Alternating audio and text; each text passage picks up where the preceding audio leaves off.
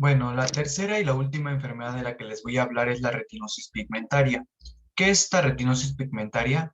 Bueno, no es una única enfermedad, sino que es un grupo de enfermedades degenerativas de la retina que van a causar una pérdida progresiva de la función visual, específicamente en situaciones de escasa iluminación, lo considerado visión nocturna, y también suele afectar el campo visual periférico, dejando un reducto de visión central, que se le llama visión de túnel. En los casos más avanzados puede llegar a causar la ceguera absoluta. Este retinoblastoma produce una degeneración precoz de los fotorreceptores de la retina, dejando como consecuencia unos acúmulos de pigmento visibles en el fondo de ojo. Estas alteraciones tienen lugar en ambos ojos y en algunos casos la evolución es asimétrica. Se trata de una patología congénita, pero normalmente los primeros signos o síntomas de este retinoblastoma no aparecen sino hasta la segunda década y en numerosos casos el paciente no percibe el problema hasta fases ya más avanzadas. Etiología. La genética de la retinosis pigmentaria es muy compleja y existen múltiples clasificaciones. Según el modelo de herencia mendeliano, se presentan los siguientes cuatro grupos de retinosis pigmentaria. Está el patrón autosómico dominante, en los cuales los casos en los que son casos en los que la enfermedad la padece uno de los padres alguno de sus hijos, y supone entre el 6 y el 15% de los casos de retinosis pigmentaria. También está el patrón autosómico recesivo, que son los casos en los que los padres del enfermo no padecen la retinosis pigmentaria, pero ambos transmiten el gen anormal y al coincidir en el hijo, pues hacen que éste desarrolle la enfermedad. Supone entre el 22 y el 26% de los casos de retinosis pigmentaria, y cabe aclarar que es la segunda forma más frecuente después de casos esporádicos. También tenemos el patrón ligado al cromosoma X, que son los casos en los que la transmiten las madres, pero solo la padecen los hijos varones. Este patrón supone entre el 1 y el 10% de los casos de retinosis pigmentaria. Y el cuarto patrón es el patrón de retinosis pigmentaria simple, que son los casos esporádicos. Estos casos son los que el afectado es el primero en su familia en padecer la enfermedad y va a suponer entre el 43 y el 56% de los casos de retinosis pigmentaria. Por lo tanto, con esto podemos decir que la etiología de la retinosis pigmentaria no es completamente clara. La teoría más aceptada es que hay presencia de mutaciones de proteínas y enzimas específicas de la retina que van a causar una distrofia de los bastones mediante mecanismos de apoptosis. Y aunque no se conocen los mecanismos fisiopatológicos, la degeneración de los bastones puede desencadenar mecanismos que van a provocar también la distrofia de los conos, conduciendo a lo que viene siendo la ceguera. Ahora, específicamente hablando de mutaciones, los tres genes más comunes implicados en esta retinosis pigmentaria son el RHO, en un 25% de la retinosis pigmentaria autosómica dominante, el RPGR, que es el regulador de la retinitis pigmentaria GT-PASA, con una incidencia de 70 a 80% de la retinosis pigmentaria, y también al USH2A, que también es conocido como Usherin, con una prevalencia del 20% de retinosis pigmentarias autosómicas recesivas. Y también tenemos recientemente el gen EYS, que se identifica como el responsable de retinosis pigmentaria autosómica recesiva, específicamente en el locus RP25.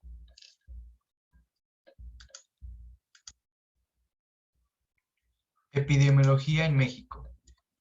Aunque la retinosis pigmentaria no es de las más comunes, sí va a producir una ceguera irreversible, y la incidencia es una de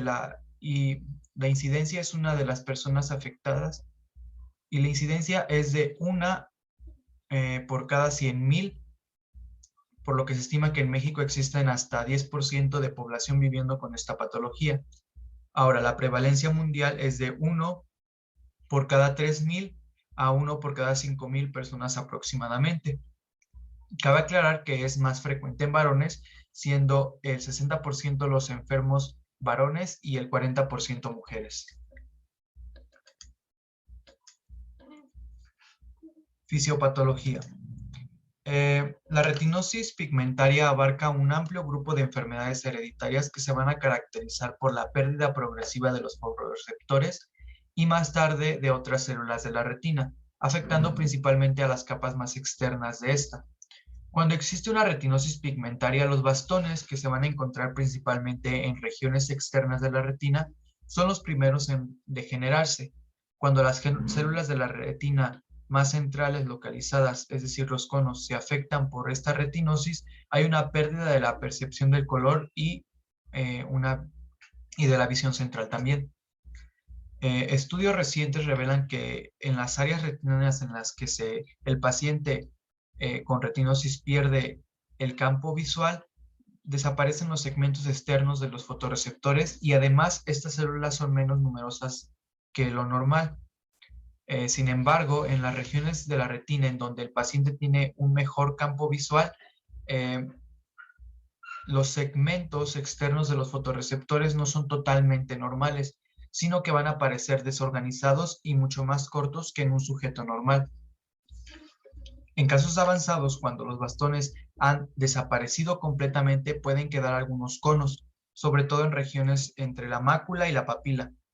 El tejido degenerado, particularmente el neuroepitelio, pues es reemplazado por casi por completo por la neuroglía. Ahora, los cambios en el epitelio pigmentario son siempre marcados y ocurren como fenómeno secundario. Los vasos retinianos, es decir, las arteriolas y venas, siempre muestran cambios marcados. Esos cambios pueden ser atrofias o hiperplasias. Eh, con frecuencia se observan engrosamientos en sus paredes y en fases avanzadas los vasos se fibrosan. También tenemos que los pacientes con retinosis pigmentaria pueden presentar otras alteraciones oftalmológicas asociadas, como por ejemplo cambios en el cuerpo vítreo, que es un signo temprano, alteraciones del epitelio pigmentario retiniano. También tenemos edema macular, quistes maculares, tracción vítrea o membrana epirretiniana. También tenemos alteraciones extrarretinianas como lo son el glaucoma agudo del ángulo abierto, desprendimiento de vítreo posterior, queratocono, miopía y cataratas, entre otros. Datos clínicos. La retinosis pigmentaria va a producir una pérdida lenta y progresiva de la visión. Generalmente la afectación es bilateral y simétrica, y aunque se nace con la enfermedad, es raro que se manifieste antes de la adolescencia. Por lo tanto, la persona afectada no es consciente de su enfermedad hasta que ya se encuentra en fases más avanzadas. De ahí la importancia de un diagnóstico precoz. Ahora, dentro de los signos característicos está la ceguera nocturna, que se va a manifestar como una adaptación deficiente a la oscuridad y lugares poco iluminados. También tenemos la reducción del campo visual de manera concéntrica y progresiva, lo que se conoce como visión de túnel.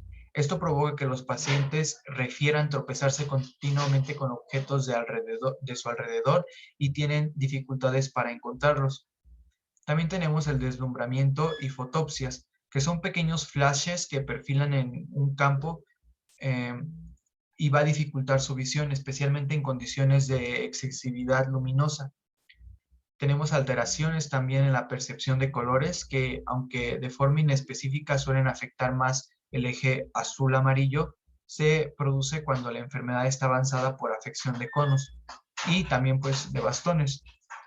Y por último, disminución de la agudeza visual, que suele aparecer en etapas tardías como consecuencia de las posibles complicaciones asociadas a la retinosis pigmentaria, como son las cataratas, el edema macular, la tracción vitriomacular, entre otras. Y otro dato clínico, pues, es la cefalea.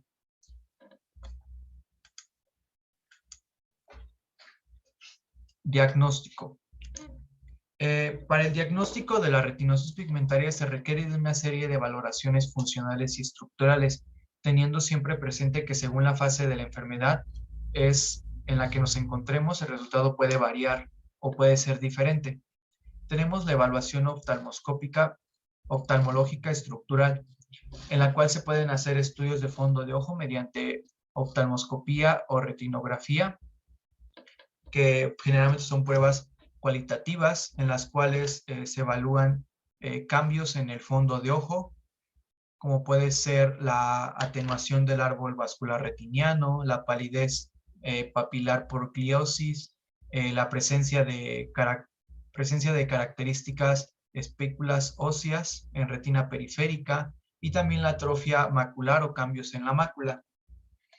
Dentro también de esta evaluación oftalmológica estructural tenemos el estudio de árbol vascular retiniano mediante angiografía de fluorescínica.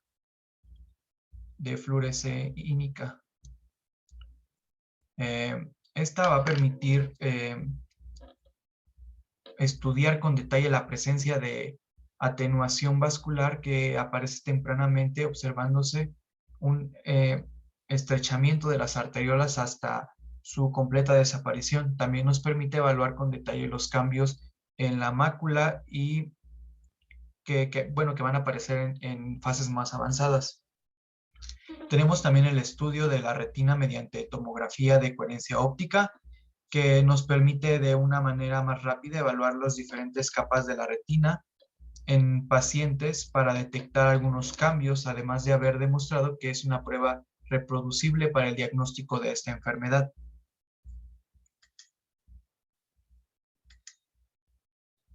Tenemos también la evaluación oftalmológica funcional, que las pruebas de valoración funcional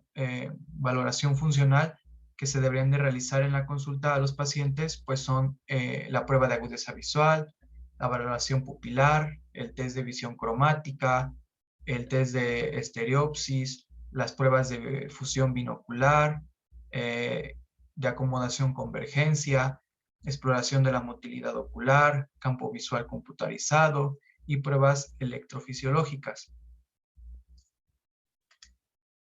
Ahora, con respecto al tratamiento, no hay cura para la pérdida de fotorreceptores o el daño o daños en el epitelio pigmentario de la retina para este retinoblastoma. Sin embargo, se puede utilizar ayudas ópticas para compensar la baja visión del paciente. Las ayudas ópticas van a producir una magnificación de una imagen en la retina.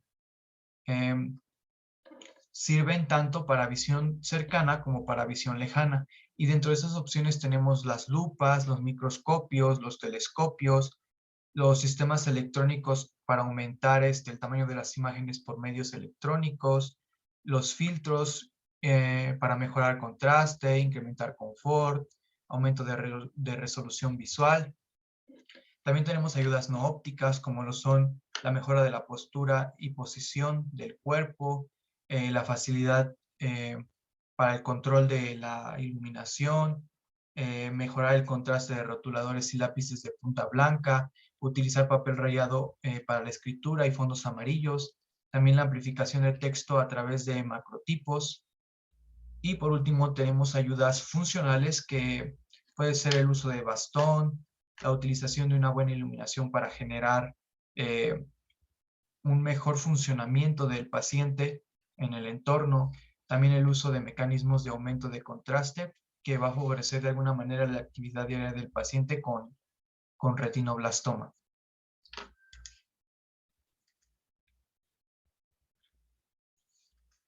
Y con la descripción de esta tercera enfermedad finalizo la exposición de las 3 enfermedades hereditarias presentadas, que les recuerdo que fue retinoblastoma, enfermedad de Leber y retinosis pigmentaria.